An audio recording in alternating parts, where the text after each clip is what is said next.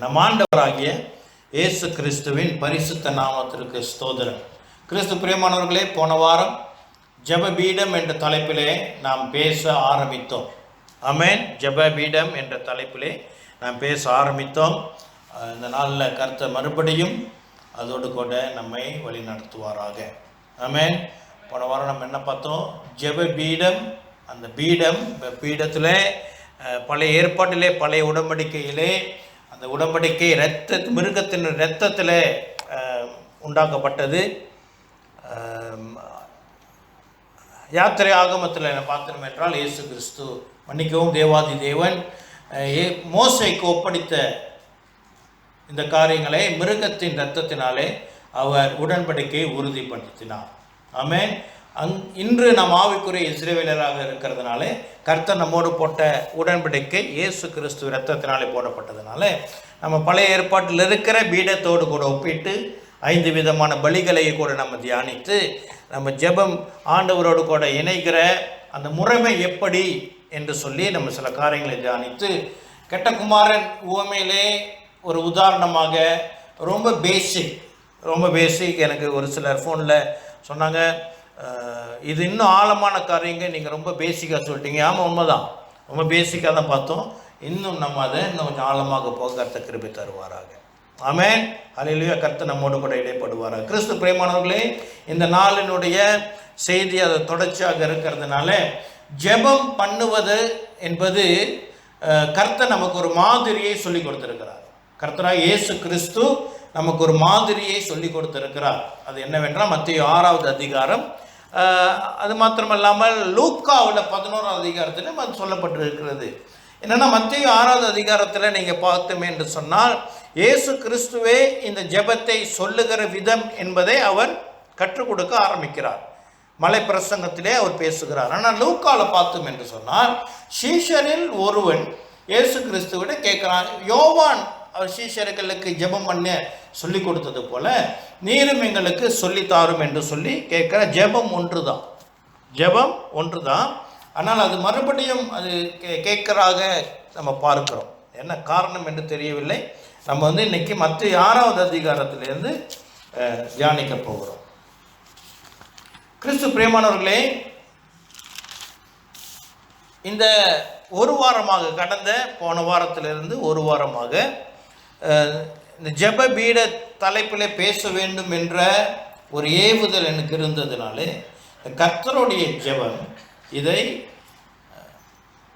போதிக்க வேண்டும் என்று நான் தியானிக்க ஆரம்பித்தேன். தியானிக்கப்படும் பொழுது அதில் இருக்கிற ஒரு குறிப்பு என் மனதை மிகவும் தொட்டது. அது ஆக்சுவலி நான் லூக்காலேருந்து தான் அதை தியானித்தேன். அதில் என்ன வசனம் என்றால், ஆண்டவர் சொல்கிறாரு, எங்கள் அனுதின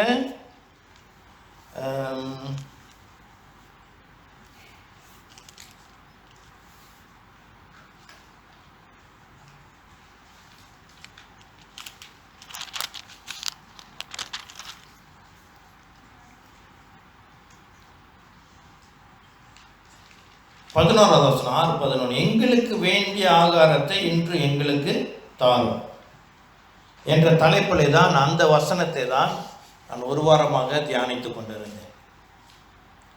ஆனால் இன்று அதற்கான ஆயத்தம் எழுத ஆரம்பிக்கும் பொழுது நேற்றிலிருந்து ஆண்டவர் இந்த முழு ஜெபத்தையும் குறித்து பேச சொல்லி எனக்கு ஒரு எண்ணம் எனக்கு வந்ததுனால, சரி, இன்றைக்கு இந்த கர்த்தர் கற்பித்த ஜெபத்தை இந்த நாளில் பிரசங்கம் பண்ணலாம் என்று நான் அதை ஆயத்தம் பண்ண உட்காரும் பொழுது முதல் வசனத்தை தாண்ட முடியல. இது 9வது வசனம், அதை தாண்டி போக முடியவில்லை. அது ஆங்கிலத்தில் சொல்லுவாங்க ஏபின்னு சொல்லுவாங்க. 2 செக்ஷன் இருக்குது. அதில் என்ன போட்டிருக்குது? நீங்கள் ஜெப வேண்டிய விதமாவது பரமண்டலங்களில் இருக்கிற எங்கள் பிதாவே, உங்களுடைய நாமம் பரிசுத்தப்படுவதாக. ஆமென். அதில் இந்த பரமண்டலங்களில் இருக்கிற எங்கள் பிதாவே என்ற வசனத்தை இன்னும் முடிக்க முடியாது என்று. ஆமென். நான் ரொம்ப காலமாக எனக்கு ரொம்ப ஆசை இந்த ஜெபத்தை ஆழமாக பிரசங்கிக்க வேண்டும் என்று எனக்கு ரொம்ப ஆசை. ஆனால் இந்த ஜெபம் கத்தலிக்கில் அது அவர்களுடைய அன்றாட வாழ்க்கையில் இருக்கிற ஜெபம். கத்தலிக் சர்ச்சில் உள்ளவர்கள் நானும் இன்னும் இந்த ஜெபத்தை அன்றாடம் செய்வேன். ஆனால் அந்த லாங்குவேஜில் தான் செய்வோம். இந்த லாங்குவேஜ் வராது, அது சொல்லி பழகிருச்சு. சரியா? அது கூட இப்போ, அதாவது நான் கேத்தலிக் சர்ச்சிலேருந்து வெளியாகல நான் இருக்கும் பொழுது ஏறக்குறைய 2015 அந்த வருடத்து 15-14 அவர்களும் அதோடைய வார்த்தைகளை கொஞ்சம் மாற்றினாங்கன்னா அர்த்தத்தை மாற்றலை, அந்த வார்த்தைகளை மாற்றினார்கள். ஆனால் எனக்கு தெரிஞ்சது அந்த பழைய ஸ்லாங் தான், அந்த பழைய மொழி தான். பரலோகத்தில் இருக்கிற எங்கள் பிதாவே, நம்முடைய நாமம் அர்ச்சிக்கப்படுவதாக, நம்முடைய ராஜ்யம் வருக, நம்முடைய சித்தம் பரலோகத்திலே செய்யப்படுவது போல பூலோகத்திலும் செய்யப்படுவதாக, எங்கள் அனுதின உணவை எங்களுக்கு என்று அளித்தலும், எங்களுக்கு தீமை செய்தவர்களை நாங்கள் மன்னிக்கிறது போல எங்கள் பாவங்களையும் மன்னியும், எங்களை சோதனையில் விளைவிடாதையும் தீமையிலிருந்து ரட்சித்தரலும். இதுதான் அந்த பழைய ஸ்லாங், கத்தலிக் ஸ்லாங். இந்த மாதிரி கேட்டிருக்கிறீங்களா? இது எல்லாருக்கும் தெரியும், மனப்பாடமாக தெரியும், இது அன்றாட வாழ்க்கையில். ஆனால் நம்ம ஆவிக்குரிய சபையில் இதை நம்ம அன்றாட ஜெபத்தில் பயன்படுத்துகிறது இல்லை. அப்படி தானே? யாராவது செய்கிறீங்களா? டெய்லி செய்கிறீங்களா? இல்லை. இதுலேயும் அந்த மலாய் வெர்ஷன் எனக்கு ரொம்ப பிடிக்கும். நீ செய்கிறீங்க, டெய்லி செய்கிறீங்களா? மலாய் வெர்ஷனில் ரொம்ப அருமையாக இருக்கும். பாப்பா கம்மியா அடடீஸ்வர் நல்ல அருமையான ஒரு டியூனில் பாடுவாங்க. சரி, ஆனாலும் இந்த ஜெபத்தை அன்றாட செய்ய வேண்டும் என்பது ஒரு கட்டாயம் அல்ல, இது ஒரு மாதிரி. செய்தால் சிறப்பு, செய்தால் நல்லது, செய்யாமல் இருந்தாலும் அது ஒரு குற்றம் அல்ல. ஆனால் நம்முடைய ஜெபத்திற்கு ஒரு மாதிரி தான் இது, இவ்வாறாக ஜெபம் செய்ய வேண்டும் என்று. சரியா? அப்போ இயேசு கிறிஸ்து இந்த ஜெபத்தை, சில பேர் சொல்லுவாங்க ரொம்பலாம் ஜெபிக்காதீங்க, ஏன் அவ்வளோ ஜெபிக்கிறீங்க, ஆண்டவர் கொஞ்சம் தானே சொல்லி கொடுத்தாரு அப்படின்ட்டு. சரியா? ஆனால் இயேசு கிறிஸ்து இதை சொல்லி கொடுத்த அவரே இதுக்கு அதிகமாக தான் ஜெபம் பண்ணார். யோவான் 17வது அதிகாரம் பார்த்தீங்கன்னா முழு அதிகாரமும் அவருடைய ஜெபம், முழு அதிகாரமும் அவருடைய ஜெபம். இதில் 3 வசனம் 4 வசனம் தான், அங்கே முழு அதிகாரமே. அவர் என்ன செய்வாரா? முழுதும் ஜெபிப்பார். இந்த 4 வசனத்தை வச்ச 4 முறை ஜெபிப்பார். அது ஒரு மாடல். இந்த ஆண்டவர் வசனம் சொல்லுது, ரகசியங்களை மறைப்பது என்னது? தேவனுக்கு மேன்மையாக இருக்கிறது. ரகசியங்களை ஆராய்வது ராஜாக்களுக்கு மேன்மை. அப்போ கர்த்தர் இங்கு இதில் பல ரகசியங்களை வைத்திருக்கிறார். இதோடைய ஆழத்தை அதுதான் நம்ம கொடுத்த கிறிஸ்தவர்களுடைய ஹோம்ஒர்க். நமக்கு ஹோம்ஒர்க் இருக்குது, நம்ம அப்படியே பெற்றுக்கொண்டபடி அப்படியே மனப்பாடம் பண்ணி ஒப்பிட்டு போவது அல்ல. நான் ஒரு டிபேட் இல்லை, ஒரு ஒரு ஒரு டிபேட் என்று சொல்லலாம். ஒரு ஸ்டேஜில் கிறிஸ்தவர்களுக்கும் இஸ்லாமியர்களுக்கும் சில அந்த கேள்வி கேட்கும் பொழுது அதில் ஒரு பிரசங்கியார் உட்காந்துருக்கிறாரு. ஒரு இஸ்லாம் பெண், ஒரு சின்ன பிள்ளை, அவ கேட்குறாங்க, எத்தனை கிறிஸ்தவர்கள் வேதாகமத்தை மனப்பாடம் பண்ணி வைத்திருக்கிறார்கள்? நீங்கள் பாருங்கள், குரானில் இஸ்லாமியர்கள் குரானை மனப்பாடம் பண்ணணும், நாங்கள்லாம் சிறு வயசுலேருந்து குரானை மனப்பாடம் பண்ணுவோம் அப்படின்னு சொல்லி அவன் கேட்கும்போது அவர் அழகாக பதில் கொடுத்தாரு. பைபிளை மனப்பாடம் பண்ண சொல்லி வேதம் சொல்லலை, அதை வாசிக்க சொல்லி தான் சொல்லுது. வாசித்து அந்த வாசிப்பானது தியானமாக மாறி நம்ம வேதாகமாக மாற வேண்டும். அதுதான் பைபிள், அதுதான் கிறிஸ்தவ விசுவாசம். அப்போ நம்ம கிறிஸ்தவர்கள் எப்படியாக இருக்க வேண்டும்? நடமாடுகிற வேதாகமம். அல்லேலூயா. நம்ம தான் வெளிப்பாடு. ஆமென். நம்ம தான் வேதாகமத்தை ஜனங்களுக்கு காட்டுகிறவர்களாக இருக்க வேண்டும். ஆமென். இதோட நான் ஒரு சின்ன சாட்சியை நான் சொல்கிறேன். போன வாரம் வெள்ளிக்கிழமை பிரதர் ஜென்சன்ட்ட கூட சொல்லிட்டு இருந்தேன். என்னென்னா, நான் ஒரு உதாரணம், நம்ம சபையை நான் உற்சாகப்பட வேண்டும் என்று சொல்லி, நான் உங்களுக்கு தெரியும், தீபாவளிக்கு அநேக வீடுகளுக்கு என்னை அழைப்பார்கள். நாங்கள் குடும்பமாக போகிற எல்லா வீட்டிலையும் நாங்கள் ஜெபம் பண்ணி தான் உணவு உண்டு குடும்பத்தாருக்கும் ஜெபிப்போம். இது வழக்கம். சரியா? அப்படியாக நாங்கள் என்ன செய்வோம், வீட்டுக்கு அவர்களையும் கிறிஸ்மஸுக்கு வர சொல்லும் பொழுது அவங்களுக்காக ஜெபம் பண்ணி செய்வோம். அவராக ஒரு நண்பர், அவர் வீட்டுக்கு நாங்கள் போயிட்டு வழக்கம் போல் ஜெபம் பண்ணிட்டு வந்தோம். அப்போது கிறிஸ்மஸுக்கு அவர் வர சொல்லியிருந்தப்போ வர முடியாத சூழ்நிலை. அதோட நியூ இயர் முடிஞ்சு வந்தாங்க தான். நியூ இயர் முடிஞ்சு ஒரு சண்டே நம்ம சர்ச் முடிஞ்சு தான் அன்றைக்கி சண்டே வரேன்னாங்க. சரி நீங்கள் வாங்க, நாங்கள் சர்ச் முடிஞ்சு வீட்டில் 8 மணிக்கு மேலே இருப்போம் வாங்க அப்படி சொல்லிட்டு நாங்கள் நெக்ஸ்ட்டு சிம்பிளாக சில உணவுகளை ரெடி பண்ணி வச்சுட்டோம். அப்போது அவங்க வந்தாங்க ஒரு 9 மணிக்கு வந்து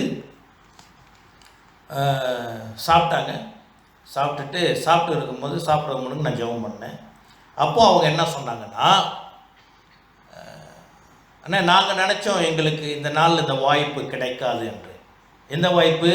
நீங்கள் ஜெபம் பண்ணுற வாய்ப்பு எங்களுக்கு கிடைக்காது என்று நினைத்தோம். ஏனென்றால் அவன் கணவன் மனைவி பேசிட்டு வந்தாங்களாம், நம்ம லாஸ்ட் மினிட்டில் போகிறோம், விருந்து அன்னைக்கு போல் சாதாரண நாளில் போகிறோம், அங்கே காஃபி டீ எதை கொடுத்தாலும் நம்ம குடிச்சிட்டு வந்துடுவோம். ஆனால் என்ன ஒன்று, சாப்பிடும் போது தான் ஜெபம் பண்ணுவாங்க, டீ காஃபி குடிக்கும் போது ஜெபம் கிடைக்காது அப்படின்னு சொல்லி இந்த ஜெபத்துக்காக ஏங்கினார்கள் என்று சொன்னார்கள். அல்லேலூயா, ஆமென். அப்போ தீபாவளிக்கு போகும் பொழுது அவர்களுக்காக ஜெபிக்கிறது அவர்களுக்கு அது பெரிய சமாதானம், பெரிய ஆசீர்வாதம். ஆமென். இதுதான் வேத வசனம் நம்ம கொடுக்கிறது. நாம் வேத வசனமாக இயேசு கிறிஸ்து ஆதியிலே வார்த்தையாக இருந்தவர் உலகத்துக்கு மாம்சமாய் வந்தது போல வேதாகமம் வார்த்தையானவர் மாம்சமாக வந்தார். இந்த வேத வசனம் நமக்குள்ளாக இயேசு கிறிஸ்துவை வெளிப்படுத்தும். அல்லேலூயா. இது நமக்கு எனக்கு ரொம்ப ஆசீர்வாதமாக இருந்துச்சு.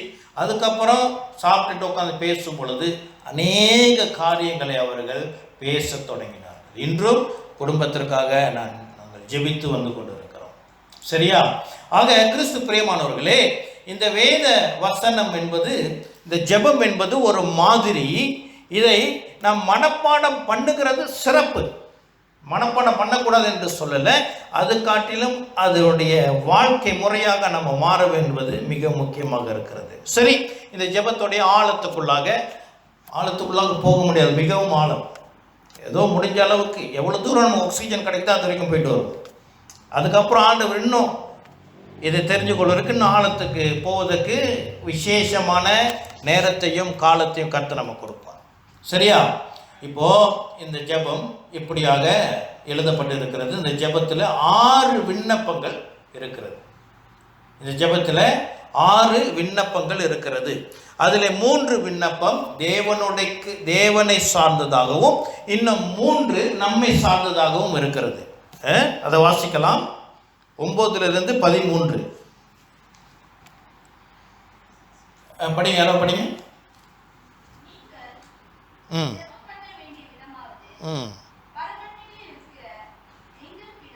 ஓகே. உம்முடைய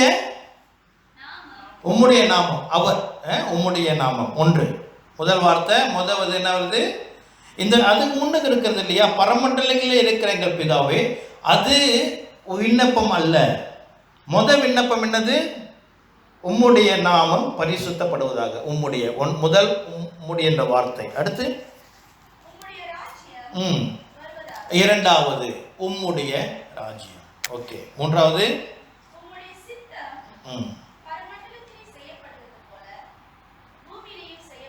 உம்முடைய சித்தம். உம்முடைய நாமம் பரிசுத்தப்படணும், உம்முடைய ராஜ்யம் வரணும், உம்முடைய சித்தம் பரமண்டலங்களில் செய்யப்படுவது போல. 3 முதல் 3 தேவனை சம்பந்தப்பட்டதாக இருக்கிறது. அடுத்து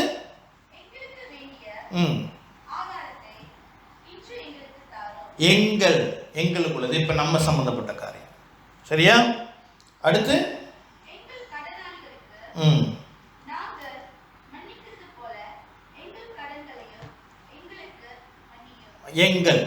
எங்களுடைய கடன்களை மன்னியும். ஓகே. வந்துருச்சா? 5வது பாயிண்ட் வந்துருச்சு. 6வது பாயிண்ட்.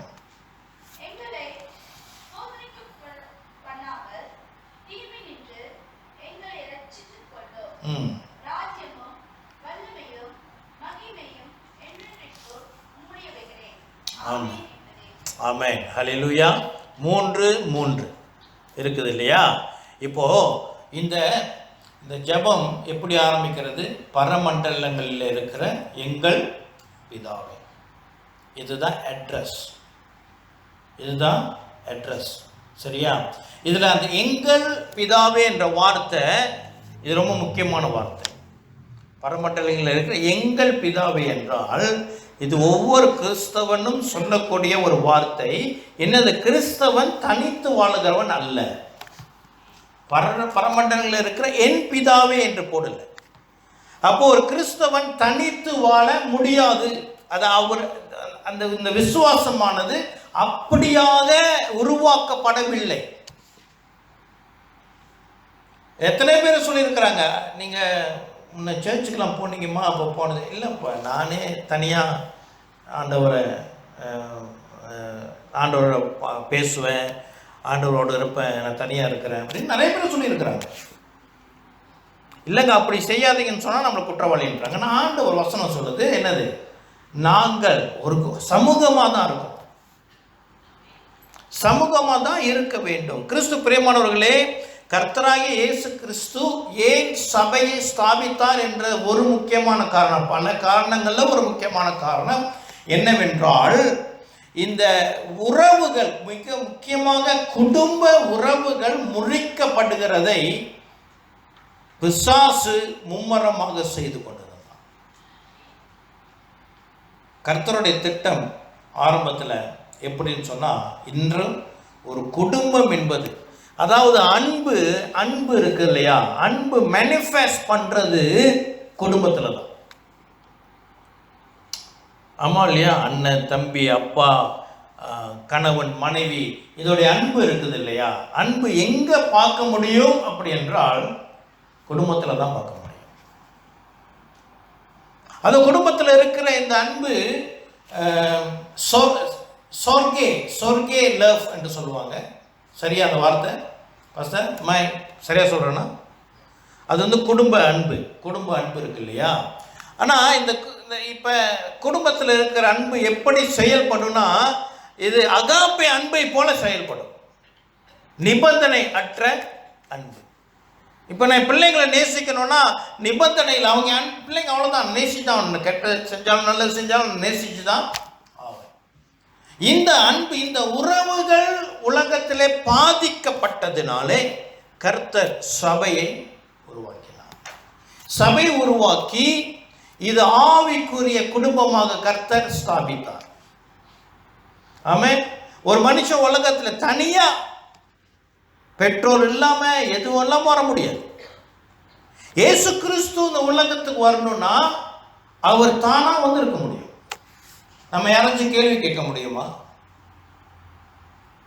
நம்ம யாராச்சும் கேள்வி, நீங்க எப்படி தனியா வந்தீங்க அப்படி கேள்வி கேட்க முடியுமா? இல்லை, அவருக்கு அந்த அதிகாரம் உண்டு, அந்த வல்லமை உண்டு. என்ன சொல்ல புரியுதா? அவங்க தாய் கர்ப்பத்தில் பிறக்கணும்னு அவசியம் இல்லை, குழந்தையா பிறக்கணும்னு அவசியம் இல்லை, அவர் யார் குதிச்சு வரலாம். ஆனா கர்த்தராகிய இயேசு கிறிஸ்து குடும்பம் என்ற ஒரு கட்டுப்பாட்டிலே 30 வருஷம் வளர்ந்தார். ஆமென். குடும்பத்தில் எல்லா காரியத்திற்கும் அவர் கீழ்ப்படிந்தார். வேதவசனம் சொல்லுகிறது, சிலுவை பரியந்தம் அவர் கீழ்ப்படிந்தார் என்று சொல்லி.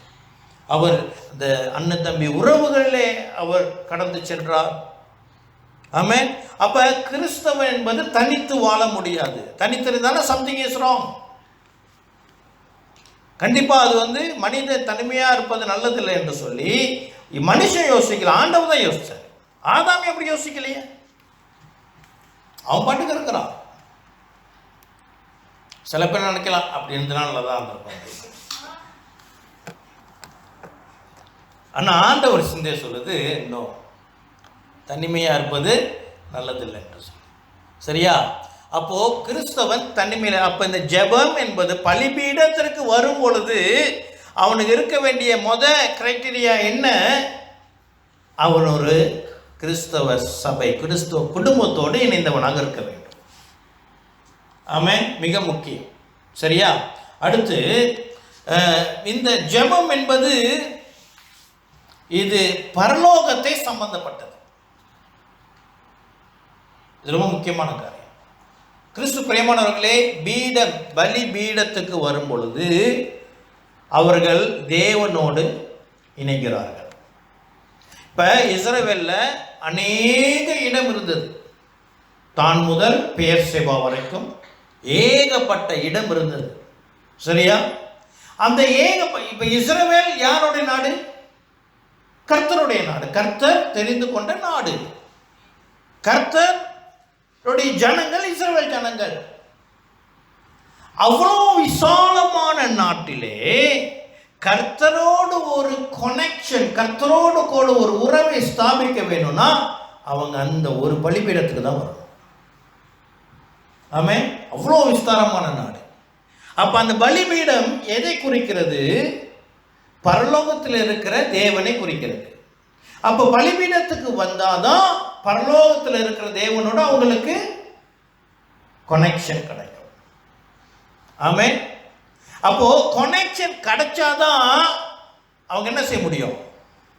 துதி ஏறெடுக்க முடியும், ஜெபத்தை ஏறெடுக்க முடியும், அவரோட பேச முடியும், கொடுக்க முடியும், பெற்றுக்கொள்ள முடியும். தொடர்பு இல்லாமல் எதுவுமே செய்ய முடியாது.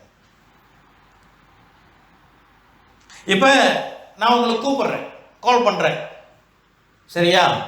எனக்கு எனக்கு கொஞ்சம் உதவி வேணுங்க அப்படி சொல்லி கூப்பிடுறேன். ஃபோனில் கூப்பிடுறேன், லைன் கிடைக்கல. நான் எப்படி என்னுடைய விண்ணப்பத்தை கொண்டு சொல்லுவேன்? எப்படி அதை நான் பெற்றுக்கொள்ளுவேன்? சரியா?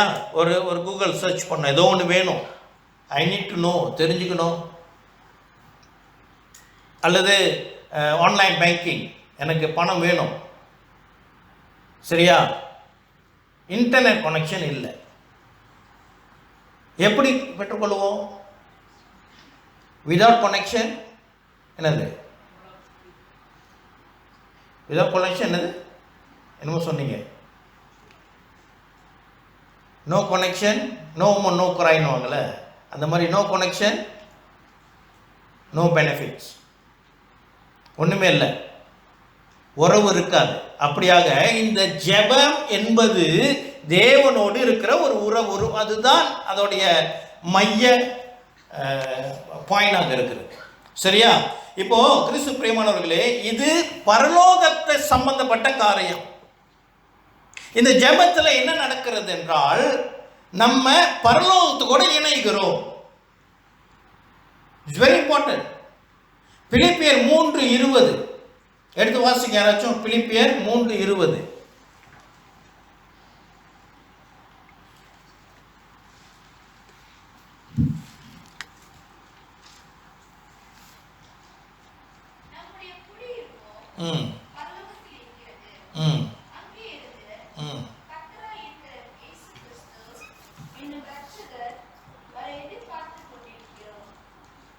ஆமா, நம்ம குடிப்பிற எங்க இருக்குதா? நம்மளோட இங்கிலீஷில் போட்டிருக்கு சிட்டிசன்ஷிப்.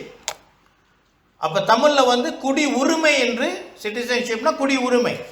நம்மளுடைய சிட்டிசன்ஷிப் எங்கன்னா பரலோகம்.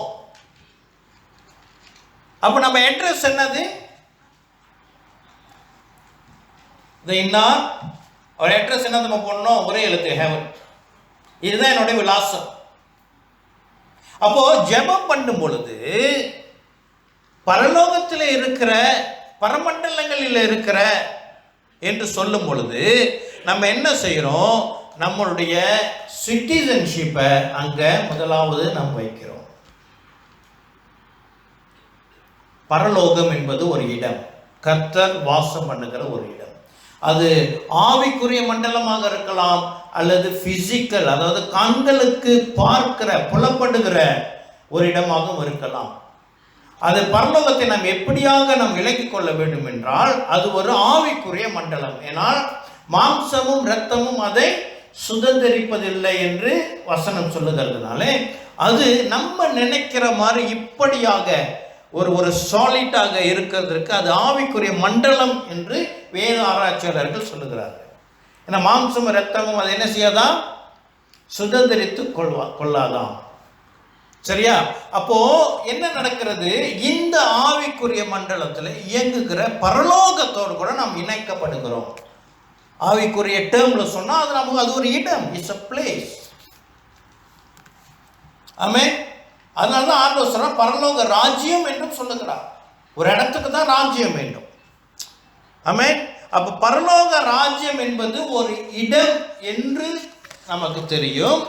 இப்ப நம்ம உலகத்துல வாழ்ந்து கொண்டிருக்கிறோம். இந்த உலகம் ஒரு இடம். இப்ப பரலோகம் ஒரு இடம், அங்கு தேவாதி தேவன் வாசம் செய்கிறார் என்றால் பரலோகத்தோடு கூட நம்ம இணைக்கப்படும் பொழுது அங்க சில ஒழுங்கு வேதம் நமக்கு கற்றுக் கொடுக்கிறது எப்படி போக வேண்டும் என்று. இப்போ உலகத்துல ஒரு சில இடங்களுக்கு நம்ம போகணும்னா அவங்களுக்கு புரோட்டோகால் இருக்கும். நீங்க இப்படி தான் வரணும், இந்த இந்த நேரத்தில் இந்த உடை உடுத்தி நீங்கள் இப்படியாக தான் வர வேண்டும். இப்போ மலேசியாலேயே அநேக கவர்மெண்ட் ஆஃபீஸுக்கு ஷார்ட் பேண்ட்ஸோடு போக முடியாது. பெண்கள் குட்டை குட்டை பாவாடையெல்லாம் போட்டு போக முடியாது. என்ன செஞ்சிடறாங்க,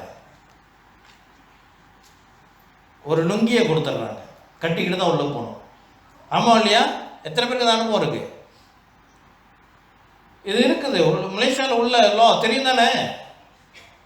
ஷார்ட்ஸ்லாம் போட்டு போக முடியாது, கையிலே கொடுத்துருவானுங்க, இதை கட்டிட்டு உள்ளே போகக்கூடாது. சரியா? அப்புறம் இந்த பெரிய பெரிய ஆஃபிஷியல் மீட்டிங்ஸுக்கெல்லாம் என்னது, இந்த உடை உடுத்திட்டு தான் போகணும். இப்படியாக சில வழிமுறைகள் உண்டு. சரியா?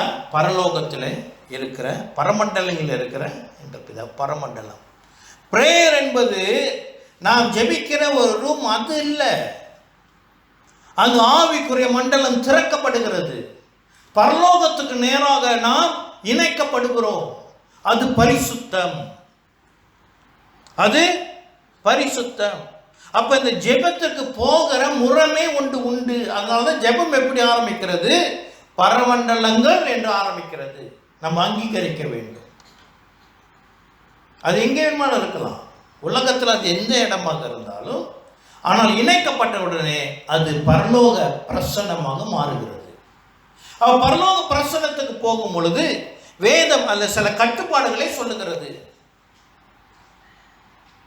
க்ளோதிங், அதுல ஒன்று க்ளோதிங் ரொம்ப முக்கியம். நம்ம உடுத்துக்கிற உடை மிக முக்கியம். அதாவது இந்த உடை தான் உடுத்தணும் அப்படின்னு சொல்லல. யாத்திரையாகமம் 20:26 வாசிக்கலாம். யாத்திரையாகமம் 20:26.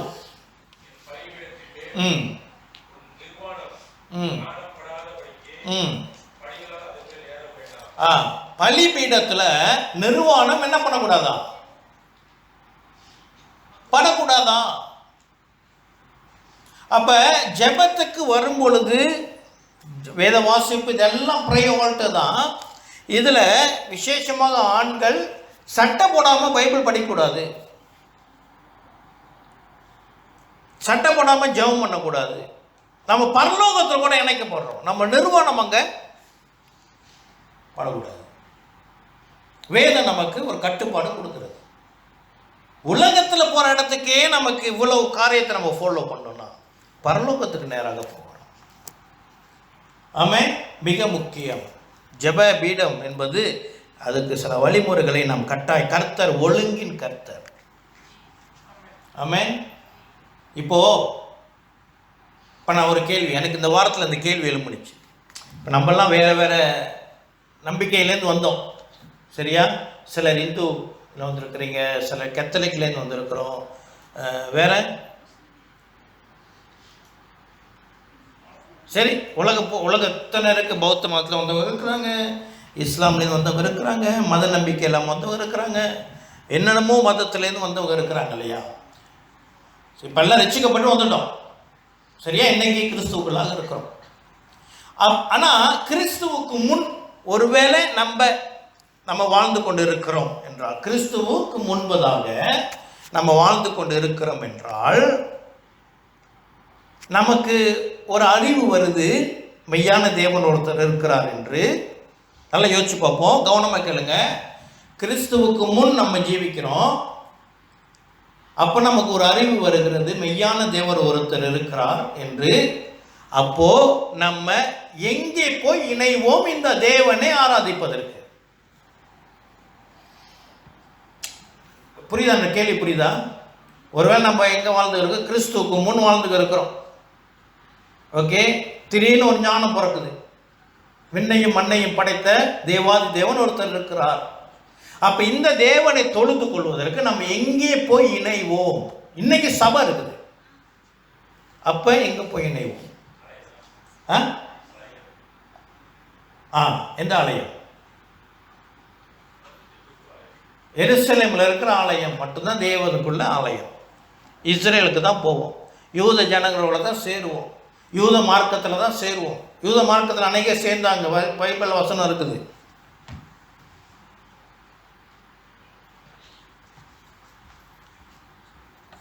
சரியா? சரி, நம்ம வேற ஏதாச்சும் ஆப்ஷன் இருக்குதா? அன்று தேவனை அறிந்து கொள்ளுகிற ஒரே மார்க்கம், ஒரே இடம் என்னது? இஸ்ரவேல், அந்த யூத விசுவாசம் தான். சரியா? அந்த விசுவாசத்திற்கு போனோம்னா 613 கட்டளைகளை நம்ம கண்டுபிடிக்கணும். சரியா இல்லையா? இன்று நமக்கு 613 இருக்குதா? ஆக்சுவலி இருக்குது. ஆக்சுவலி ஆண்டவர் அது எதுவுமே வேணான்னு ஒதுக்கல. அதில் இருக்கிற விசேஷமாக ஒழுக்க கட்டளைகளை நான் கடைபிடிக்கணும். சிவில் லா நமக்கு தேவையில்லை, சிவில் லாவும் அதில் இருக்குது, அது நமக்கு தேவையில்லை. பட் மோரல் லா நம்ம கடைப்பிடிச்சு தான் ஆகணும். சரியா? நான் இப்போ என்ன சொல்ல வரேன், இந்த நாட்கள் நமக்கு இருக்கிற ஒரு சில ஒழுங்குகளை நம்ம கடைப்பிடிக்கணுமா இல்லையா? அதில் ஒன்று என்ன? இதோ நம்முடைய நிர்வாணம் பலிபீடத்தில் படக்கூடாது, ஒன்று. இரண்டாவது என்ன? ஜெபபீடத்துக்கு நமக்கு போகும் பொழுது மத்தேயு 6:6 8 வசனம், அங்கே ஒரு 2 காரியங்கள் எழுதப்பட்டிருக்கும்.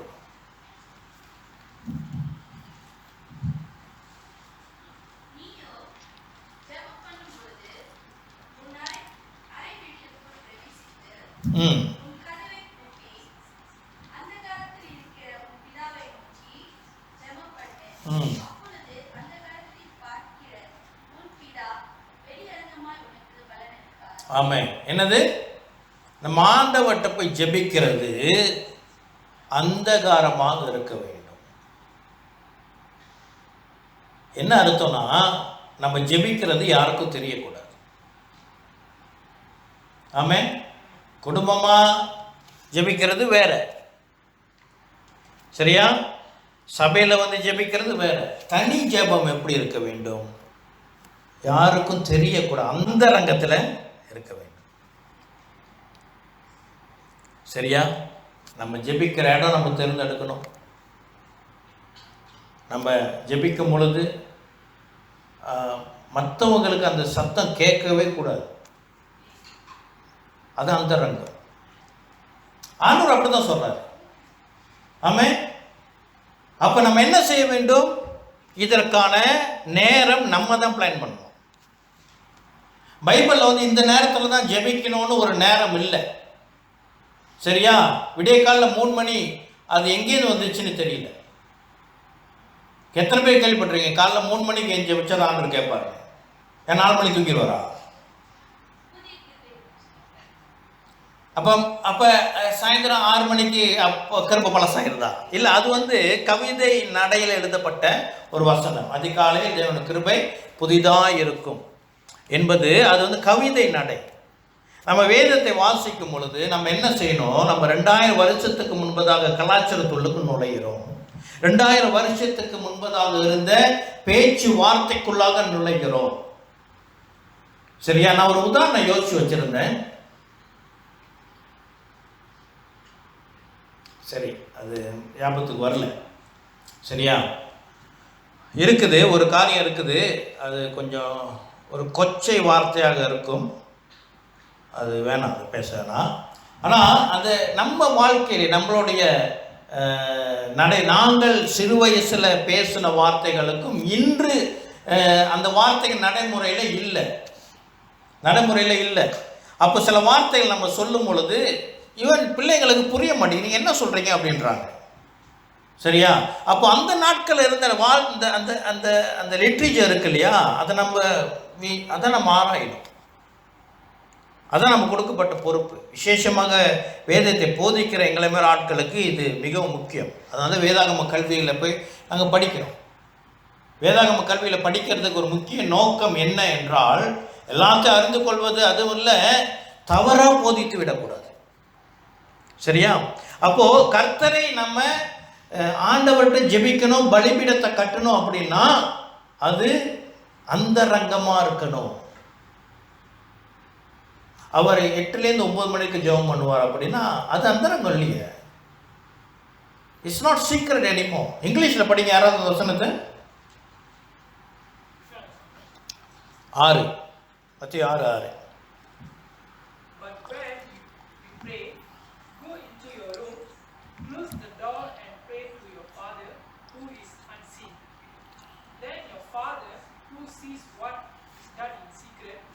இன் சீக்ரெட். சீக்ரெட் எதாச்சும் தெரியுமா? அப்ப பலிபீடத்திற்கு ஒரு கிரைட்டீரியா இருக்குது. என்ன? அது அந்தரங்கம், சீக்ரெட். ஹல்லேலூயா. முதல்ல என்ன பார்த்தோம்? நம்முடைய நிர்வாணம் பலிபீடத்தில் படக்கூடாது. ரெண்டாவது என்ன செய்யணும்? அது எப்படிங்க சாத்தியம் அப்படி என்றால், அதுக்கு எப்படி சொல்ல, தனிப்பட்ட அனுபவம். அது நம்முடைய தனிப்பட்ட அனுபவம். நான் ஜெபம் பண்ணுறத நான் இப்படி செய்கிறேன் அப்படி நான் இப்போ சொன்னேன்னு சொன்னால் அது சீக்ரெட் இல்லை. ஒரு ஆள் இங்கே வந்து நின்று சொல்ல முடியாது, நான் அந்தரங்கத்தில் ஜெபிக்கிறேன், நான் காலையிலேருந்து 6 மணி 7 மணிக்கு ஜெபிப்பேன்னா அது நீ உடைச்சிட்ட சீக்ரெட்டை. சீக்ரெட்டாகவே இருக்கணும். வசனம் அப்படி தான் சொல்லுது. சரியா? அடுத்து என்ன? அதுலேயே வருது 9வது வசனம். இல்லை 7, 8.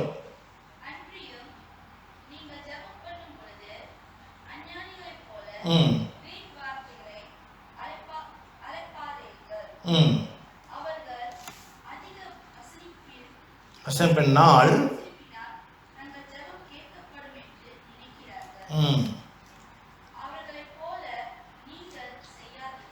ஓகே. என்னன்னா நம்முடைய வார்த்தையில் ஜெபத்தில் குவான்டிட்டி முக்கியம் இல்லை, குவாலிட்டி முக்கியம். எவ்வளோ நேரம் ஜெபிக்கிறோம், எவ்வளோ வார்த்தைகளை போட்டு ஜெபிக்கிறோன்னு முக்கியம் இல்லை. அது படிங்க, என்ன தொலைச்சி படிங்க. உங்கள் பிதாவை நோக்கி நீங்கள் வேண்டிக் கொள்ளுகிறதுக்கு முன்னமே உங்களுக்கு இன்னது தேவை என்று அவர் அறிந்திருக்கிறார்.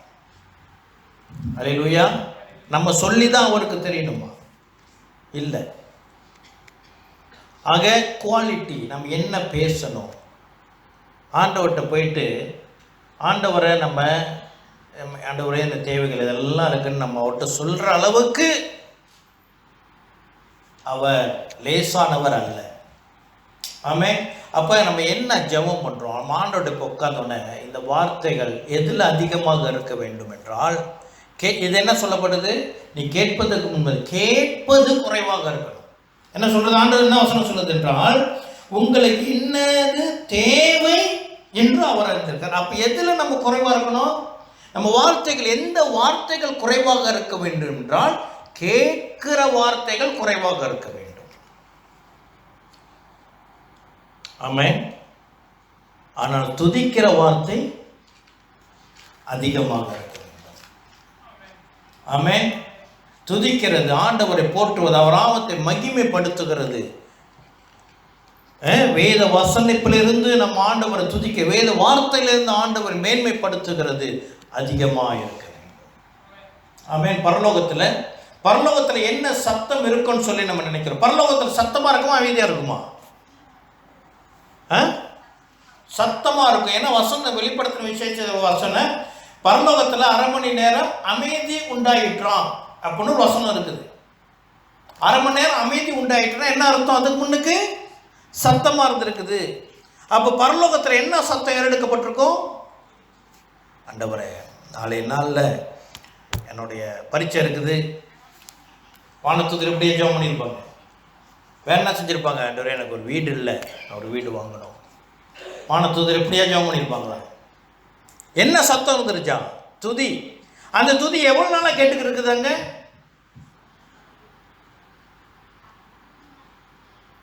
பரலோகம் படைக்கப்பட்டதுலேருந்து கேட்டுப்பட்டிருக்கு. அங்குள்ள 4 ஜீவன்கள் என்னது?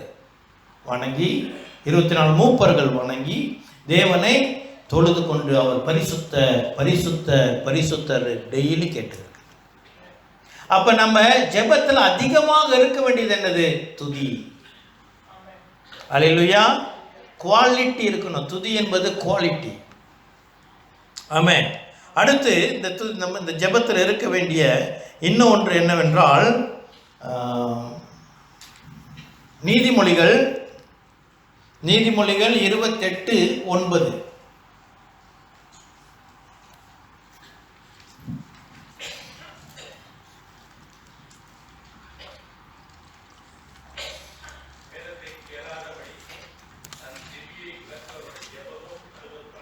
வேதத்தை கேளாதபடி தன் செவியை மூடுகிறவனுடைய ஜெபம் அருவருப்பா இருக்கிறதா? அப்ப நம்ம ஜெபம் பரிசுத்தமா இருக்கணுமா? நம்ம ஜெபம் கர்த்தருடைய சமுதாயத்தில் போய் சேர வேண்டுமா? பரலோகத்தில் கூட இணைக்க வேண்டுமா? நம்ம எப்படி இருக்கணுமா? வேத வசனத்திற்கு செவி கொடுக்கிறவர்களாக இருக்க வேண்டும். ஆமென். அது கிறிஸ்து பிரியமானவர்களே, வேதத்திற்கு செவி. வேதம் என்பது நம்மோடு கூட பல பல கோணத்தில் இணைக்கப்படும். ஒன்று கண்களினாலே இணைக்கப்படும். கண்களை பார்க்கிறோம், மனதில் படிக்கிறோம். வேத வசனத்தோடு இணைக்கிறோமா? இணைக்கிறோம். இன்னொன்று நாவினாலே வாசிக்கிறோம். அன்றையும் நீங்கள் ஜெபம் பண்ணும்போது இணைக்கிறோமா? இணைக்கிறோம். இன்னொன்று செவிகளினாலே இணைக்கிறோம். பிரசங்கம் கேட்கிறோம். கேட்கும் பொழுது வேத வசனத்தை இணைக்கிறோமா? இணைக்கிறோம். ஆனால் நீதிமொழியில் சொல்லப்பட்டது கண்ணை பற்றி எழுதியிருக்குதா, நாவை பற்றி எழுதியிருக்கா, செவியை பற்றி எழுதியிருக்குதா? செவியை பற்றி எழுதியிருக்கிறது. ஆக இந்த வேத வசனத்திற்கு பிரசங்கத்திற்கு சபை கூடுதல்களை எவர்கள் தங்களை விளக்குகிறார்களோ அவர்களுடைய ஜெபம் அருவருப்பாயிருக்கும். எல்லாரும் ஜெபிச்சிட முடியாது. ஏன் அநேகருடைய ஜெபம் கேட்கப்பட மாட்டேங்கிறது? we not meet the criteria. அதற்கான அந்த தகுதியை நாம் இழந்து போகிறோம். எல்லாருடைய ஜெபத்தையும் கர்த்தர் கேட்பாரா அப்படின்னா இது கிறிஸ்தவர்களுடைய ஜெபம். நம்ம வேதத்தில் பார்க்கறது ஆண்டவர் சொல்லிக் கொடுக்குற லூக்கால சீஷருக்கு சொல்லிக் கொடுக்குறாரு. அங்கே இருக்கு டிஃப்ரென்ஸ். இப்போ இந்த ஜெபம் என்ன செய்கிறாரு? ஜனங்களுக்கு பொதுவாக பேசுகிறாரு.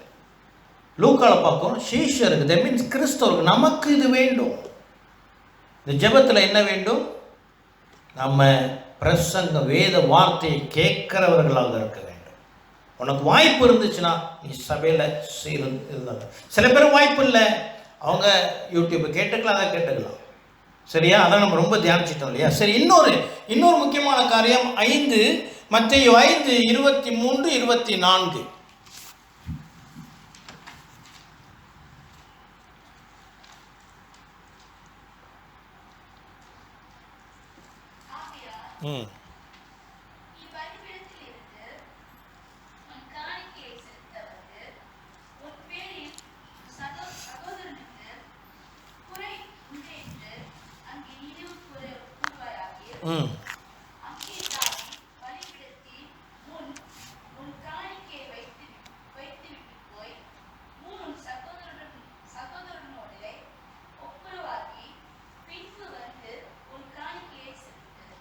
ஆமென். பலிபீடம், ஜெப பீடத்தில் ஜெபத்தில் போய் உட்காரும் பொழுது நமக்கு யாரு கூடயும் சமாதான குலைச்சல் இருக்கக்கூடாது. யாரெல்லாம் என்ன மன்னிக்கிறோம், யாருமே கசப்போடு அங்கே போய் உட்கார்ந்த ஜெபம் கேட்கப்படாது. ஆமென். இந்த பலிபீடத்துக்கு நம்ம வருகிற நம்மளுடைய குவாலிட்டி, நம்ம எப்படி போய் ஜெபிக்கிறோம், யார் மேலேயாவது மனத்தாங்கல் இருக்குதா? நம்ம போய் ஆண்டோட்ட உட்காந்து. மனத்தாங்கல் இல்லைங்க அப்படின்னா அது இந்த நாள் உலகத்தில் அது கூடாத ஒரு காரியம். ஏன்னா டெய்லி யாராச்சும் பார்க்குறோம், ஏதாச்சும் ஒரு பிரச்சனை, யார் மேலேயே மனத்தாங்கல் வருது. யாராச்சும் மன்னிக்கணும், மன்னிக்காமல் இருக்கிறோம், மன்னிக்க வேண்டும். கிறிஸ்து பிரியமானவர்களே, த எசன்ஸ் ஆஃப் கிராஸ், சிலுவையின் நறுமணம், மன்னிப்பு, அன்பு, இது ரெண்டு இருக்குது. அல்லேலூயா. ஆக இதுதான் நம்ம என்ன செய்கிறோம், இந்த ஜெபத்தோட ஆரம்பம். பரமண்டலங்களிலே நம்ம பரலோகத்தோட இணையும் பொழுது நமக்கு இதெல்லாம் இருக்கணும், இதெல்லாம் இருக்க வேண்டும். அதுதான் ஒழுங்கு. அப்ப நம்ம என்னது, இந்த ஜெப பரமண்டலங்களே சொல்லும் பொழுது நம்ம நம்முடைய பரலோகத்தில் இருக்கிற குடியிருப்பை நாம் நினைவு கூறுகிறோம். என்னது, பரலோகத்தில் இருக்கிற நம்முடைய குடியிருப்பை நாம் நினைவு கூறுகிறோம். அப்போ பரலோகத்துக்கு, அதாவது நம்ம இப்போ எதுக்கு போகிறோம், என்ன எங்கேயாச்சும் போகிறோம், ஒரு வெளியூருக்கு போகிறோம் வச்சுக்கோமே, எங்கே சரி லீவ் வருது இல்லையா, யாராவது ஒரு இடம் சொல்லுங்கள், என்ன பிளான் பண்ணியிருக்கீங்க எங்கேயாச்சும் போகிறதுக்கு? கனடாக்கு போகிறதுக்கு பிளான் பண்ணியிருக்கிறீங்க. சரி, கனடாக்கு போகும் பொழுது ஒலிவியா அவர்கள் கனடாக்கு போகும் பொழுது என்ன செய்கிறாங்க, அவங்களுடைய வீடை கட்டிக்கிறாங்க, லக்கேஜில் டைனிங் டேபிளை கட்டிக்கிறாங்க, வீட்டில் இருக்கிற பிளேட்ஸை கட்டிக்கிறீங்க, ஸ்கூல் பேக்கெல்லாம் கட்டிக்கிறீங்க, வேற என்னது காடியை கட்டிக்கிறீங்க, வேற என்னது சோஃபாவை கட்டிக்கிறீங்க. எல்லாம் பெருசாக கட்டிக்கிட்டு ஒரு கார்ட்டூன் வரும், ஒருத்தர் வீட்டில் பெலூனை கட்டி எப்படி டிரான்ஸ்ஃபர் ஆகிற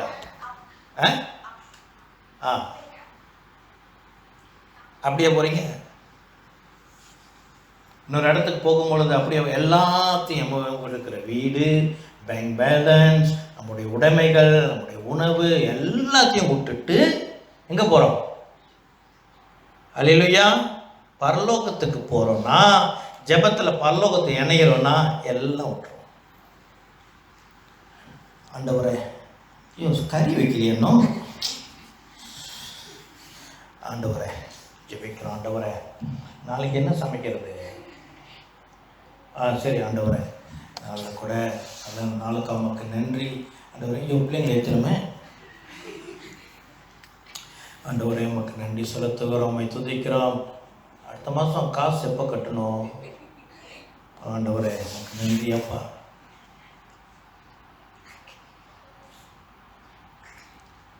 எல்லாத்தையும் விட்டுட்டு தான் போகணும். We are connecting with heaven. நம்முடைய சிந்தை நம் பரலோகத்துக்கு நேராக மாற வேண்டும். உலகத்தை பிடிச்சிக்கிட்டே நம்ம வாழக்கூடாது, எல்லாத்தையும் விடணும். ஜெபம் என்பது நீ உன்னை உலகத்தை விட்டு நீ தேவனோடு இணைக்கிறாய். ஹல்லேலூயா.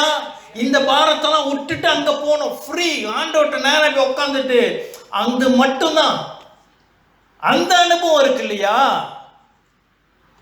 அது நேரம் ஓடுறதே நமக்கு தெரியாது. ஏன்னா அவரோட இணைகிறோம். ஹல்லேலூயா. அப்போ நம்ம ஜெபம் பண்ணுற நேரம் பிளான் பண்ணும் பொழுது make sure it doesn't clash with our daily routines. நம்முடைய வேலை நேரத்துக்கெல்லாம் கிளாஷ் பண்ணாது. ஏன்னா அந்த அனுபவத்துக்குள்ளாக போயிட்டோம், நேரம் ஓடுறது தெரியாது. ஆமென். ஸோ அதுக்கு ஏற்ற மாதிரி நம்ம திட்டம் பண்ணணும். திட்டம் பண்ணி நம்ம ஜெபிக்கிற நேரத்தை ஒதுக்கணும். இந்த அனுபவம் கிடைச்சிருச்சோ நம்ம வாழ்க்கை வேறு மாதிரி இருக்கும். ஆமென். ஆக நம்ம என்ன செய்யணும், எல்லாத்தையும் விட்டுருவோம். ஏன்னா இந்த நம்மளுடைய ஜெபத்துக்கு போகும் பொழுது இன்னொரு காரியம், இந்த பொருள் மாத்திரமல்ல, நம்முடைய ஆசையோடு போவோம். ஆண்டவரே எனக்கு இந்த ஆசை. யாருக்காவது நான் கேட்குறேன், பரலோகத்தில் எனக்கு ஒரு பங்களோ வீடு வேணும் அப்படின்னு ஆசை இருக்குதா? அதாவது சாத்தியமா இல்லையா அதெல்லாம் நான் கேட்கல. ஒரு ஆசை, எவ்வளவோ ஆசைப்படுறோம். ஆமா இல்லையா? ஆசைக்கு பஞ்சமா இருக்கு நம்ம மத்தியில், இல்லை தானே? பரலோகத்தில் எனக்கு ஒரு பங்களோ வீடு இருக்கணும். அந்த பங்களோ வீட்டில் ஒரு பெரிய ரூமில் நானும் இயேசுவும் தங்கி இருக்கணும். இல்லை தப்பு சரி அப்படிலாம் நான் கேட்கல. யாருக்காச்சும் ஆசை இருக்குதா சொல்லுங்க, இருந்தா சொல்லுங்க. நான் கூட அப்படி ஆசைப்படல, சொல்றேன். இப்ப தோணுது கேட்குறேன். சரி, இங்க ஸ்லாங்கூர்ல எனக்கு ஒரு பங்களோ வீடு வேணும் அப்படின்னு எத்தனை பேருக்கு ஆசை இருக்குது? மலேசியாவில் இருக்குது. அதெல்லாம் மூட்டை கட்டிட்டு மூலையில் வச்சுட்டு பரலோக சிந்தையோடு அங்கே போகும். Don't bring your desires into the. வசனம் சொல்லுது, கர்த்தர் நம் இருதய விருப்பத்தை நிறைவேற்றுவாராம். அது அவரோட வேலை. ஆசைப்படுற தப்பு நான் சொல்ல. பலிபீடத்துக்கு வரும் பொழுது, ஜெபபீடத்துக்கு வரும்போது எல்லாம் மூட்டை கட்டி வச்சுட்டு வருவோம். ஆமென். கர்த்தர் நல்லவர். அப்புறம் கண்ணீர் அங்கே போகாதீங்க. ஏன் ஜெபத்துக்கு கண்ணீரோட அழுது ஜெபிச்சாதான் ஆண்டவர் கேட்பாங்கன்னு சொல்லுவாங்க. அது அதுக்கென்று அழுவ ட்ரை பண்ணாதீங்க. அழுக வந்துச்சுன்னா அழுதுருவோம். சில நேரங்களில் வாக்கு கடங்காத பெருமூச்சோட என்ன அழுதா நம்மளோட வேதனை நம்மளால் சொல்ல முடியாது. அதை பற்றி நான் சொல்லலை. ஆனால் கண்ணீரோடு தான் பரலோகத்துக்கு போக முடியுமா? பரலோகத்துக்கு என்ன இல்லை? பரலோகத்தில் கண்ணீர் இல்லை. அப்போ எதுக்கு நம்ம போய் அதை நினைக்கணும் கண்ணீர்னால? ஆமென். பரலோகத்துக்கு போய் யாராச்சும் கவலையாக இருப்பாங்களா? இப்போ that's why to understand prayer altar we should know the status of heaven. பரலோகத்தோடைய நிலை நமக்கு தெரியணும். பரலோகத்தில் போய் நம்ம கவலையில் இருக்க முடியுமா? கவலை இருக்குது எங்கே? நம்முடைய கவலை எல்லாம் அந்த பூலோகத்தில் உள்ளது தான். சொல்லுங்க, கொஞ்சம் யோசிச்சு பார்ப்போம். நமக்கு எல்லாரும் கவலை இருக்குது. ஒரு தடவை கவலை குறித்து நம்ம தியானிச்சோம்.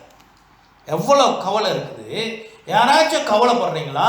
ஐயோ, இந்த சூரியனுடைய வெப்பநிலை அதிகரித்து கொண்டு இருக்கிறது, அப்படி யாராச்சும் கவலை இருக்குதா? யாருக்குமே இல்லை. இருக்கிற கவலைலாம் வீட்டில் அடுப்பில் கேஸ் இல்லை, உலகத்தை சம்மந்தப்பட்டது தான் இருக்குது. கவலைப்படக்கூடாது அப்படி நான் சொல்லல. நான் என்ன சொல்கிறேன், இந்த கவலையை பரலோகத்துக்கு நேராக ஜெபபீடத்தில் கொண்டு வர வேண்டும். தேவன் ராஜ்யத்தையும் நீதியும் தேடுங்கள், இவைகள் எல்லாம் உங்களுக்கு. அது அவரோட வேலை, அவர் காட்டுறார். நான் என்ன சொல்ல வரேன், கவலையே இல்லாத வாழ்க்கை வாழ்ந்த சிறப்பு. சரி, கவலை இருக்குது, நம்ம இன்னும் பூரணப்படலை, கொஞ்சம் கொஞ்சம் வளர்ந்துட்டு இருக்கிறோம். சில காரியங்களை நம்ம இன்னும் மேற்கொண்டு வரணும். ஆனால் ஜெபபீடத்துக்கு வரும் பொழுது நான் பரலோக சிந்தையோடு அங்கே வர வேண்டும். ஹல்லேலூயா, ஆமென். அடுத்து பரலோக பரமண்டலங்களில் இருக்கிற எங்கள் பிதாவே. இது நம் நாவினாலே அறிக்கை செய்யணும்.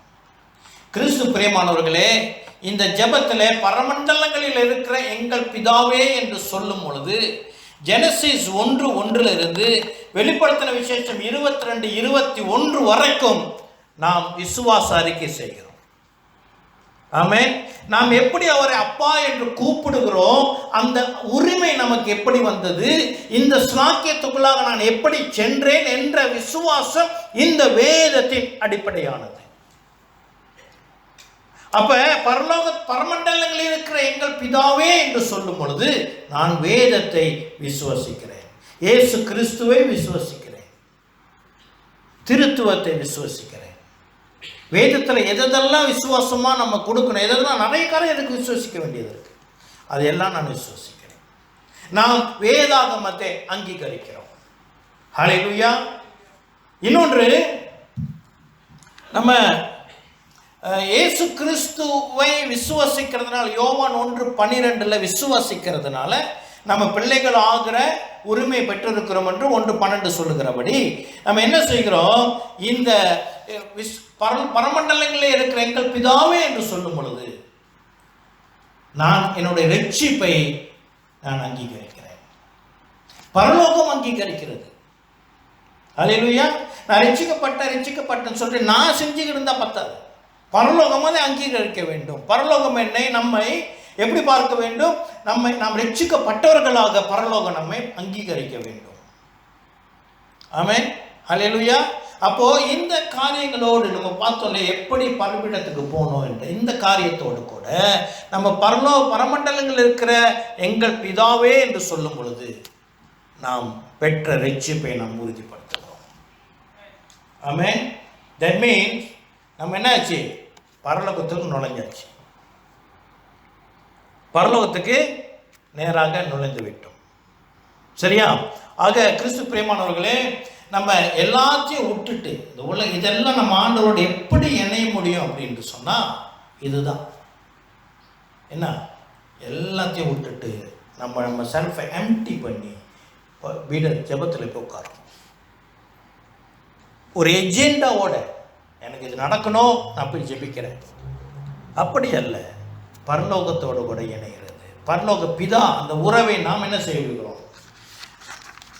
இதை நம்ம எப்போ உணர முடியும் என்றால், கிறிஸ்து பிரியமானவர்களே, இந்த உலகத்தில் இருக்கிற காரியங்களை நீங்கள் பார்த்தீங்கன்னா, நம்ம பார்த்தோம் என்று சொன்னால், எல்லாரும் அவங்க பேசுகிறது, சிந்திக்கிறது, அவர்கள் செயல்படுகிறது எல்லாம் உலகத்தை சார்ந்தது தான். உலகத்தை சார்ந்த பற்றி தான் யோசிப்பாங்க. இன்னைக்கு காலையில் நான் ஒரு ஃபங்க்ஷன் போயிருந்தேன். அங்கே செய்கிற அந்த வழிபாடுகள் எல்லாம் உலகத்தை சேர்ந்தது. தேங்காய் வச்சுக்கிட்டோம்னா தேங்காய்க்கு உங்களுக்கு ஒரு கனெக்ஷன் இருக்குன்னு சொல்கிறாங்க. என்ன சொல்கிறீங்க? மாங்காய் இலைகள், வெத்தலை, பாக்கு எல்லாம் உலகத்தில் உள்ள காரியத்திலேயே ஃபோக்கஸ். மகிழ்ச்சியாக இருந்தாலும் உலகப்பரமான காரியத்தில் தான் மகிழ்ந்திருக்க முடியும். இயேசு இல்லாதவர்களோட நிலை இதுதான். உலகம் உலகம் உலகம் உலகம். நம்முடைய ஓடுற ஓட்டமும் உலகத்தை சார்ந்ததாக இருக்கக்கூடாது. அதான் ஆண்டவர் சொல்றாரு, நீங்க உங்களுடைய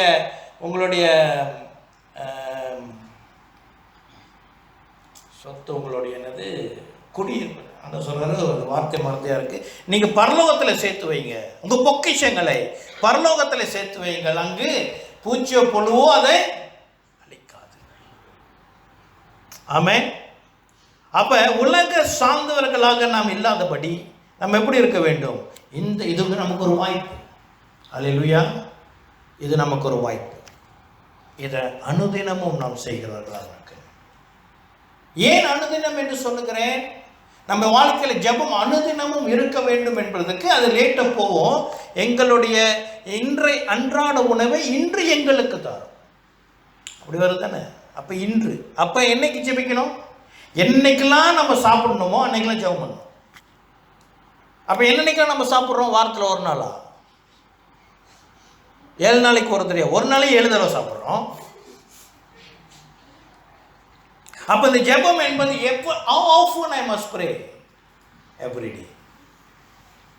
ஒவ்வொரு நாளும். அது வேதாகமத்தில் அநேக விசேஷமாக தானியல் நமக்கு ஒரு எக்ஸாம்பிள். 3 முறை ஜெபிக்கிறோம். ஆமென். அல்லேலூயா. எப்பெல்லாம் நேரம் இருக்குதோ அந்த ரங்கத்தில் நாம் ஜெபிக்கிறவர்களாக இருக்கு. அதனால தான் பழைய ஏற்பாட்டில் தானியலுடைய ஜெபம் குறிக்கப்பட்டிருக்கிறது. மற்ற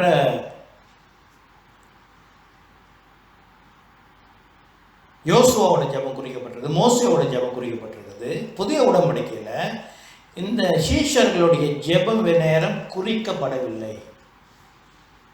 போட்டிருக்குதா? எங்கேயாச்சும் பார்த்துருக்குறீங்களா? பவுல், நான் இவ்வளோ நேரம் ஜெபித்தேன், நான் ஆண்டவரோட இங்கே போனேன், இங்கே ஜெபித்தேன். அந்த ரங்கம் இதெல்லாம் கொஞ்சம் கவனமாக நம்ம பார்க்கணும். புதிய உடன்படிக்குள்ளாக வந்துட்டோம். நம்ம அந்த ரங்கத்தில் ஜெபிக்கிறவர்களாக இருக்க வேண்டும். சரியா? இன்னொன்று, இப்போ இருக்கிற கள்ள போதனைகள் எப்படி இருக்குதுன்னு சொன்னால், கள்ள போதனைகள் என்றால் அதில் நம்ம காணப்படுகிறது உலக சம்பந்தப்பட்ட காரியம்தான். உங்களுக்கு பொருளாதார ஆசீர்வாதம், ப்ராஸ்பரிட்டி, என்ன உங்களுக்கு நீ மில்லியன் ஆயிடுவீங்க, வீடை வாங்கிடுவீங்க, காடியை வாங்கிடுவீங்க, இதுலேயே ஃபோக்கஸ். சாவாமை வாழ்ந்துக்கிட்டே இருக்க போகிற இந்த பூமியில். யாருக்கு ஆசை இருக்குது இந்த பூமியிலேயே நான் வாழணும்? யாருக்காச்சும் ஆசை இருக்குதா? உண்மை எனக்கு இல்லை. என்ன சொல்கிறீங்க? அவ்வளோ மோசமாக இருக்குது இந்த பூமி. ஒரு நாள் புதுப்பிக்கும் 1000 ஆண்டு அரசாட்சியில் நம்ம ஒரு புதிய காரியத்தை பார்க்குறோம். அப்போ கள்ள போதனைகள் எப்படி இருக்குன்னு சொன்னால், கள்ள போதனைகளை அறிந்து கொள்ளுகிற ஒரு விதம், பல விதங்கள் உண்டு, அதுக்குள்ளே ஆழமாக போல. ஒரு விதம் என்னென்னா, போதனைகள், ப்ரீச்சிங்ஸு, டீச்சிங்ஸ் எல்லாம் எப்படி இருக்குன்னு சொன்னால் உலகத்தை சம்மந்தப்பட்டதாகவே இருக்கும். உலக சம்மந்தப்பட்டதாகவே இருக்கும். ஆனால் இந்த பரமண்டலங்களில் இருக்க ஜெபத்தை கருத்து நம்ம சொல்லி கொடுத்த முதல் வார்த்தை என்ன? Be connected with heaven and heavenly father. உங்க தொடர்பாங்க. பலிபீடம் என்றால் இதுதான். நம்ம பலிபீடத்தில் வந்து உட்கார்ந்த உடனே ஜெபம் என்றால் விண்ணப்பம் அல்ல, அது மாத்திரம் அல்ல, உறவு. ஹல்லேலூயா. இதுதான் பலிபீடம். இதுதான் நமக்கு வாழ்க்கையில உள்ள கருத்தை. நமக்கு இன்னொரு காரியம் ஆட் பண்ணிடுறேன். இப்போ முதல் சொன்ன உலகத்தில் இருக்கிற எல்லா காரியம் உலகத்தை சம்பந்தப்பட்டது தான், உலக சம்பந்தப்பட்டது தான் இருக்கும். உலகத்தில் இருக்கிற இந்த இந்து மதம் இருக்கிறது இல்லையா, இந்து மதத்தில் நம்புறாங்க ஒரு மலை, என்ன மலை அது? இல்லை, அது பக்கத்தில் கைலாச மலையா, மவுண்ட் கைலாஷ். அதில் இதுவரைக்கும் யாருமே போனதில்லை, தெரியுமா? யாருமே போனதில்லை. அங்கே போனோம்னா கொஞ்சம் ஆக்டிவிட்டிஸ் கொஞ்சம் வித்தியாசமாக இருக்குமா. ஏன் தெரியுமா? முருகன் இல்லை, சிவன் அங்கே தான் இருக்காரு.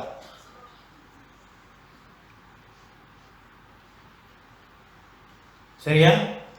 இங்கிட்டு சயின்டிஸ்ட் வந்தோம்னா இவன் ஆராய்ச்சி பண்ணிக்கிட்டே இருக்கிறாங்க. எத்தனை பிளானட், எத்தனை கேலக்ஸி இருக்குது. ஏற்கனவே பார்த்துருக்கோம் தானே. நம்ம இருக்கிறது சோலார் சிஸ்டம். இந்த சோலார் சிஸ்டம் மில்கி வே கேலக்சியில் இருக்குது. மில்கி வே கேலக்சியில் 200 பில்லியன் கேலக்சிஸ் இருக்குது. 200 பில்லியன் கேலக்சி இருக்குது. இதை ஆராய்ச்சி செஞ்சுக்கிட்டே இருக்கிறாங்க. ஆனால் நான் சொல்கிறேன், பல வேத வசனம் சொல்லுகிறது, ஜெப பீடத்தில் நம்ம இதையெல்லாம் தாண்டி போகிறோம். ஆமென். இங்கே இல்லை, நம்ம ஜெபத்தில் உட்காரும் பொழுது நம்முடைய அனுபவம் கர்த்தரோடு இணைக்கப்படுறோம். இந்த நம்ம கண்ணுக்கு என்னென்ன நட்சத்திரங்கள், நேற்று 25, நேற்று உலகத்தில் 6 பிளானட்ஸ் ஒரு லைனில் வந்துச்சு. நானும் பார்க்கல அந்த ஃபோட்டோஸ்லாம். ஒரு 10 நாடுகள்கிட்ட அந்த டேட்டில் கொடுத்துருந்தாங்க, அவங்க பார்க்க முடியும். 4 பிளானட் நம்ம பை நேக்கட் ஆகி பார்க்க முடியும். இன்னும் 2 வந்து நமக்கு அந்த அதோடைய கருவிகள் வேணும். அப்படியா?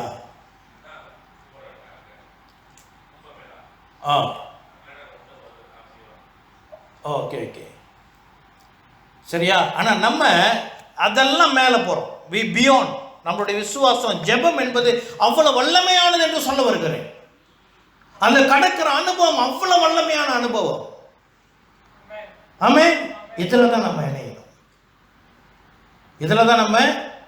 இதுதான் நம்மை பவுலாக மாற்றும், தீமோத்தியாக மாற்றும், பேதுருவாக மாற்றப்படுவோம்.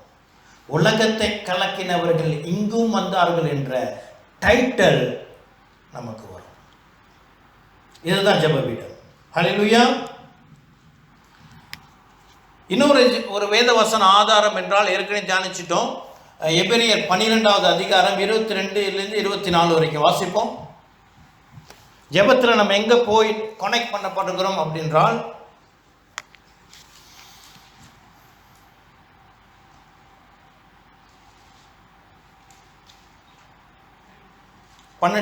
எபிரேயர் 12 22லிருந்து 24.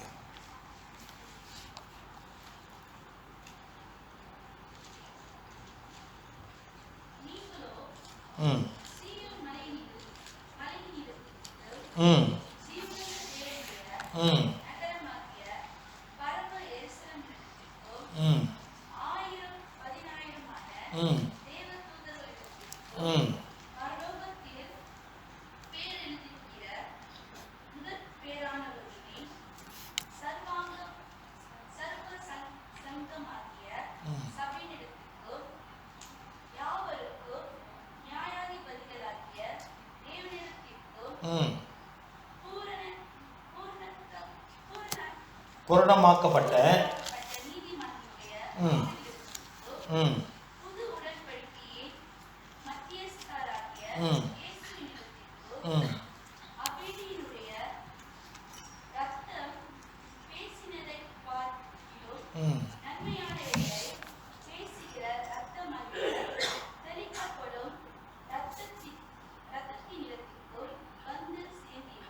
ஆமென். ஹல்லேலூயா. எங்கே வந்து சேர்ந்துருக்கிறோமா? சிம்பிள் பரலோகம். அதில் உள்ள மேன்மைகளை லிஸ்ட்டை பார்க்குறோம். சரியா?